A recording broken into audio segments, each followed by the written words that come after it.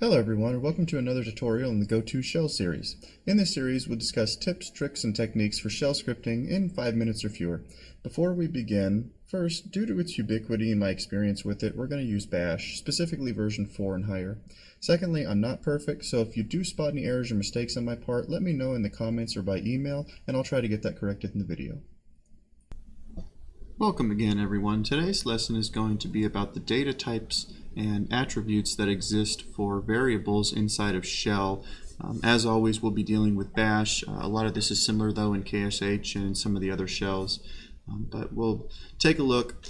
Before we get going, I always like to save you guys some time. If you came here just to learn what the various data types are, the answer is there's only one. It's a string. People have said, well, aren't there integers, and can't we declare things as an integer, and can't we use true and false? Yeah, there is the true and false built-in command, but those are not enumerable values of a Boolean type.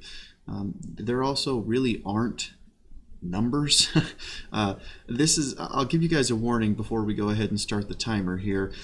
This is going to include some rather technical bits, but frankly, if you're here to learn about data types, you probably are going to understand most of what I'm saying. But if you have any questions at the end, don't hesitate to ask, okay? Everyone's at different levels at different times. So with that, let me find my timer. There we go.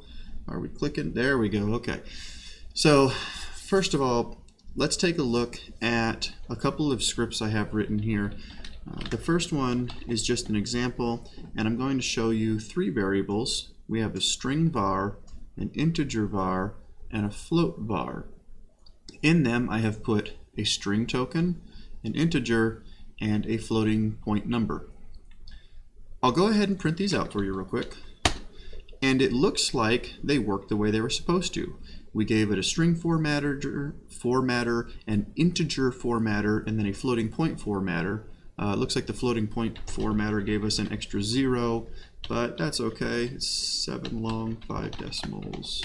There we go. So it kind of looks like it worked the way it was supposed to. And you'll notice I didn't put these ones in quotes. I didn't stringify them.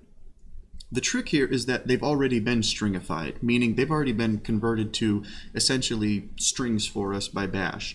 Whenever we assign a value, it gets turned into a string no matter what. This is a string, 3.14. That is a string that we're sending in, and when we get it back, that's how we get it back. So, okay, put my money where my mouth is, right? Let's go to the source code. So this is the source code for Bash version 4.3. We're going to look at the variables header. Bash is written in C, in case anybody was curious. And we don't have to scroll down very far before we reach this particular structure. Okay, C has classes, if you're talking UML or whatever, that they call structures or structs. Whenever we assign a variable like this, what we're actually getting is the name and the value and a bunch of attributes and other metadata, if you will, about it. So what is that metadata? What does it mean? You can see that the char type, meaning the character type, is used to create a pointer for the name. That would be something like string underscore var in our example. And a char pointer is storing the value. Now, for all you hardcore nerds out there, yes, I know that char is one of the basic types. It's usually 8 bits. It can be used to store binary data, which could include numbers. However, when I looked through you ready for this? Variable. When I looked through the 5,334 lines of this file, it didn't seem to operate that way. It's possible integers are actually converted and stored into an int type internally somewhere in the code, but even if it is, when we get it back, it has been converted back to a string format for us because that's all shell can operate in. You'll notice there's this attributes thing here.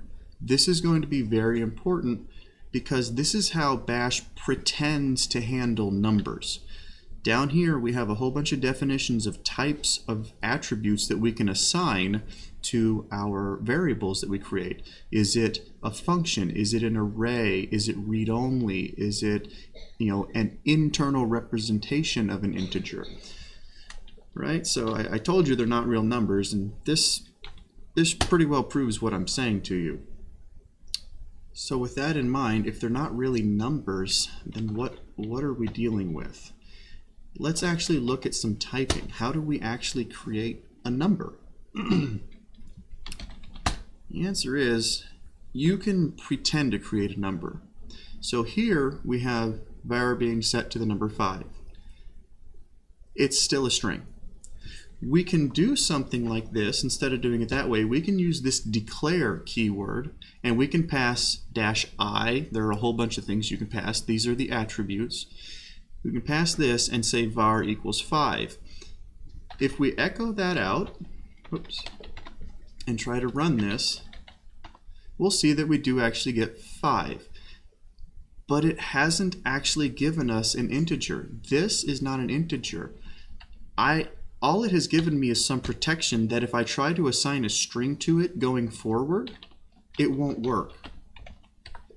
It'll simply set it back to 0. That's the whopping protection you get from doing this. And if I go ahead and remove this exit, you'll notice things like, var plus plus, this is an int, right? This should work. No, it still won't work. You'll get an error. You still have to use a helper program like let to make this work.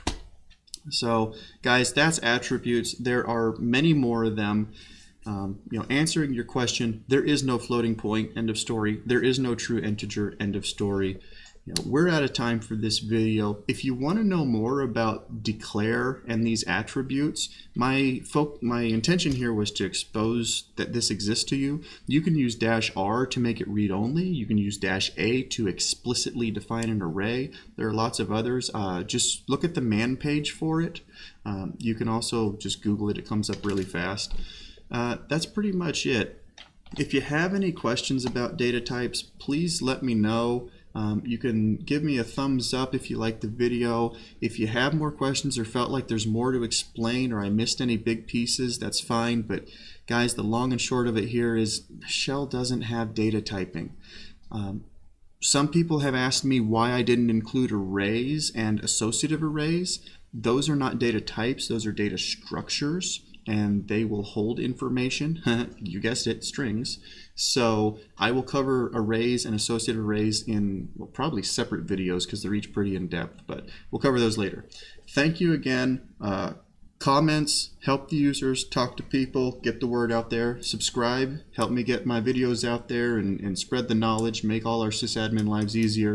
And again, thumbs up, or if you don't like it, thumbs down it. Although I'd prefer you just shoot me an email, tell me what you don't like so I can correct it. Bye, guys.